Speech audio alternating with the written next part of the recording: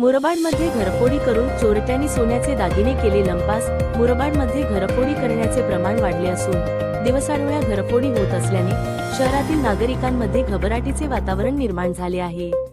मुरबाड येथील आमदार निवास समोर असलेल्या दत्तकृपा निवास मधील नारायण दत्तात्रय बांगर यांच्या घरी 24 जानेवारी 2026 रोजी दुपारी 2 ते सायंकाळी 5:30च्या दरम्यान घरी कोणी नसताना अज्ञात चोरट्याने घराची कडी कोयंडा तोडून घरात प्रवेश करून घरातील बेडरूम मधील लोखंडी कपाटात ठेवलेले 75,000 रुपयाचे दागिने चोरून पोबारा केला आहे।